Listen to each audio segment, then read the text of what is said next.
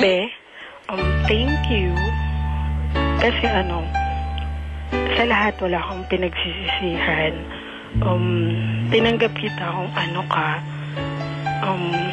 Nasa sayo yung desisyon kung magpapakilala kang tatay or hindi. Pero wag kang mag-alala kasi hanggang sa lumaki siya, hindi ko siya hahayaang magkaroon ng galit sa tatay niya.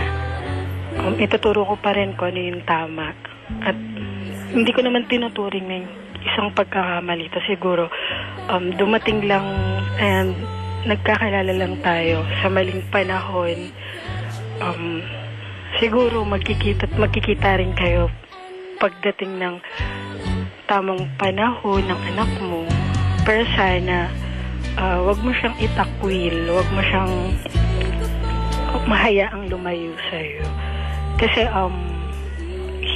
kumbaga pareho natin ginusto yun, ginawa natin. Siguro, kung hindi mo man kayang harapin, kakayanin ko para sa baby ko. Yun lang. Hello? Teka, may ginagawa ko. Saan ginagawa ko? Iniisip ko yung sinasabi mo. Magulo. Magulo. Alright, alam mo, ganito, Iki, iniisip mo ngayon kung ito ba ginagawa mo kasi no choice ka? O talagang ganun kabuting kalooban mo? Hindi kasi... O kasabay na pagiging malandi mo meron kang good side? Meron naman. Hindi lahat naman tayo meron. Meron naman. Alright, Iki, ganito. Nagmahal ka lang, di kita masisi, di ba? Yeah. Alam mo, ngayon iniisip ko, sobrang totoo yung pagmamahal. Kasi yung consequences, di ba? Alam mo, nagkasala yung tao nakakulong. Nag-effort kang puntahan siya. Na-maintain mo yung isang taon na nakakulong siya at alam mo meron siyang asawa at mga anak. Nagmahal kang totoo. Although mali. Sabi ko na mga kaibigan, may mga pagkakataon na yung pagkakamaling gagawin natin meron justification. Tama? Yung sa'yo kasi, parang hindi ko nakikitang pwedeng i-justify. Pero andyan na yan.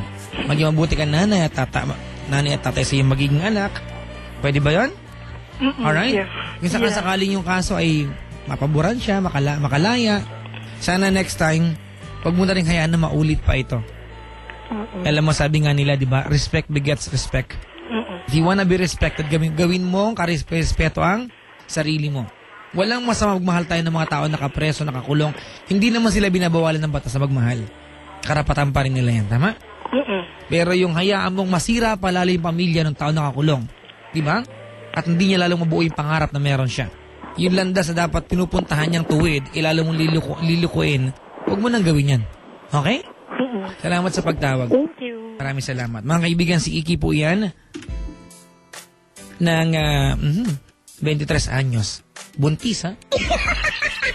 Sa mga, estudyanteng na buntis, ha? Wala pong ibang option. Mga anak kayo.